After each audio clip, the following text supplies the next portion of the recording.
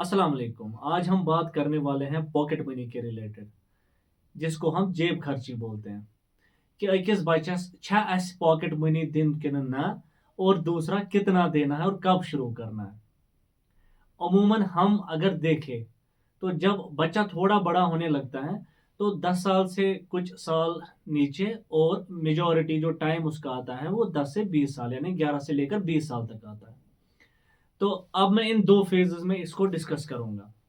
मैं अपनी बात करूं तो आई वुड वांट कि हम बच्चों को पॉकेट मनी दें, ताकि एक बच्चे को एक सेंस ऑफ ओनरशिप और सेंस ऑफ रिस्पॉन्सिबिलिटी आए कि अगर मैं ये पोंस मिलो मैं क्या शात पोंसस कर कम हिसाब से खर्च कर, और उसके बाद उसको सेंस ऑफ सेविंग आ जाए कि मुझे कुछ पैसा सेव भी करना है।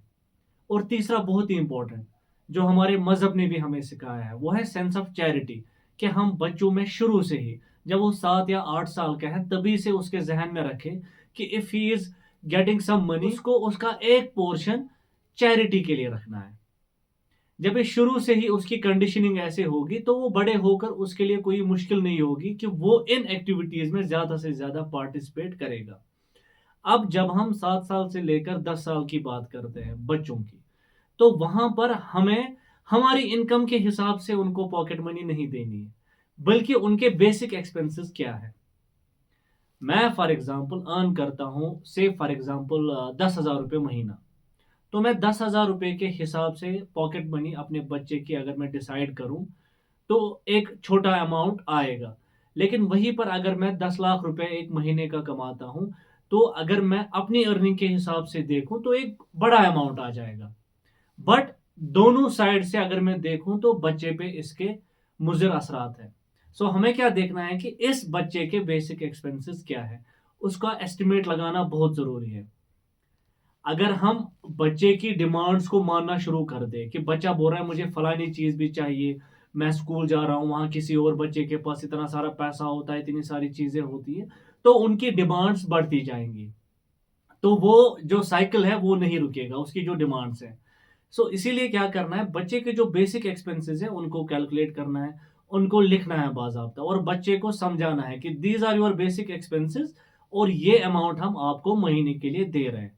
अब इसके साथ साथ क्या करना है कि आपने उसको ये भी समझाना है कि अगर वो फॉर एग्जांपल ये अमाउंट खर्चा करता है, ऑब्वियसली अगर तेमिस पोंस मिलो he has to spend that, तो आप किस चीज पे खर्चा कर रहे हो वो नोट डाउन करना है। बहुत जरूरी है कि उसको शुरू से ही ये आइडिया रहे कि वो लिखता जाएगा डेली बेसिस पर कि मैंने किस किस चीज को लेकर खर्चा किया। And eight the month and, महीने के आखिर पर, आप वो बच्चे से डिटेल लेते हो, चेक करते हो कि उसने किस किस चीज को लेकर खर्चा किया। इससे क्या होगा कि बच्चे के मन में ये आइडिया रहेगा कि एट द मंथ एंड मुझे हिसाब देना है, और खुदा न खास्ता किसी गलत चीज पे एक्सपेंडिचर नहीं होगा।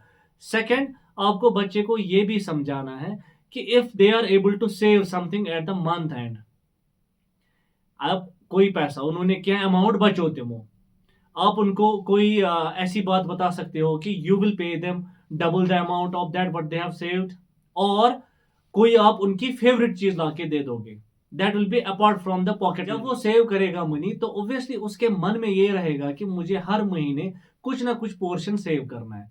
और तीसरा, जो चैरिटी की बात आती है, आपको अपने बच्चे को ये भी समझाना है कि चैरिटी क्यों जरूरी है, कि एक थोड़ा ही पोर्शन हो भले, लेकिन वो साइड में रखे, ताकि जब वो एक अमाउंट बने उसके बाद आप उसी से वो चैरिटी करवाए। आप उसको ले जा सकते हो किसी जगह जहां पर हमारे नीडी लोग होते हो, उनके सामने वो खुद जाकर उनके लिए अगर कुछ खरीदता है तो दे, नहीं तो अगर पैसा ही देना है तो खुद जाकर उनको वो पैसा दे। तो तीन चीजें आती है।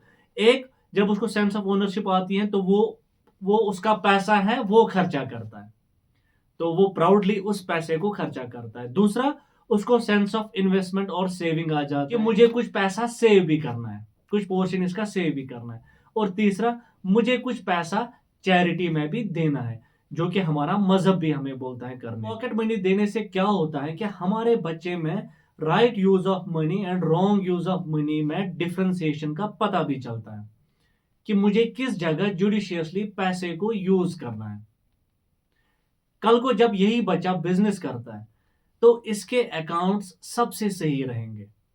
इसके जहन में ये भी रहेगा कि मुझे कैसे इन्वेस्ट करना है, मुझे कैसे और इस पैसे से और पैसा बनाना है, क्योंकि इसकी कंडीशनिंग शुरू से ही ऐसी ही हुई हो। पेरेंट्स के लिए एक बात अहम है, जब आप अपने बच्चे को पॉकेट मनी दे रहे हो यूजुअली, तो जो साइड के खर्चे हैं उन पे करना बंद कर लीजिए। उसका मतलब क्या है कि आपका बच्चा आपसे पॉकेट मनी भी ले रहा है, उसके बाद अगर कोई चीज लेनी है उसको, वो आप ही से डिमांड कर रहा है, उसको रोक दीजिए। बिकॉज समवेयर आपको एक लाइन ड्रॉ करनी पड़ेगी, खींचनी पड़ेगी कि आपको इतना पैसा मिला हुआ है, आपको इसी पैसे में सारी चीजें मैनेज करनी है, ताकि बच्चा सीखे मैनेज करना। बच्चे को हमेशा इस बात का एहसास रहे कि आप जो उसको पैसा दे रहे हो वो बहुत मेहनत से आप कमा रहे हो, उसके बाद उसको दे रहे हो। ऐसा नहीं है कि जो हमारे बच्चे हमेशा कहते भी है, छोटे बच्चे स्पेशली अगर मैं बात करूं, वो बोलते भी हैं कि आपको तो पैसा एटीएम से निकालना है, आपके पास तो कार्ड है वही देना है किसी दुकानदार को, हम कुछ भी ले सकते हैं। तो वहां पर आप इस चीज को एड्रेस करने के लिए उनको समझा सकते हो कि how much hard work you have to put in, कि आपको वो पैसा कमाई करने के लिए कितनी मेहनत करनी पड़ती है। जब ये बच्चों की हम कंडीशनिंग ऐसे करेंगे तो नेचुरली वो अंडरस्टैंड भी करेंगे और आगे के लिए वो खुद भी कॉशियस रहेंगे। इसके अलावा अपने बच्चों को जो आप पॉकेट मनी दे रहे हो उनको ये भी एहसास रहना चाहिए कि वो पॉकेट मनी उनको अर्न करना है। कि अगर आप उनको कोई काम बोल रहे हो उन्हीं की बहबूदी के लिए, आप उनसे कोई घर का काम करा सकते हो, आप उनसे कोई एक्टिविटी करा सकते हो, आप उनसे कोई गार्डनिंग करा सकते हो, या कुछ भी हो जिससे उनकी फिजिकल या मेंटल या इमोशनल ग्रोथ हो रही हो, तो वो काम करके आप उनको जब पॉकेट मनी देते हो तो कहीं ना कहीं फील होता है कि हाँ I have earn this money. तो वो भी उनके जहन में एक बहुत जरूरी है, डेवलपमेंट होती है। और शुरू से ही जो मैंने सेंस ऑफ इन्वेस्टमेंट की बात करी, वहां पर आप उनको छोटे छोटे गोल्स उनके साथ बैठ के उनके जो चॉइसेस के अकॉर्डिंग बना सकते हो, ताकि वो एक बड़े गोल की ओर जाए जब वो थोड़े से बड़े हो जाए और अपने लिए बड़े गोल सेट करे।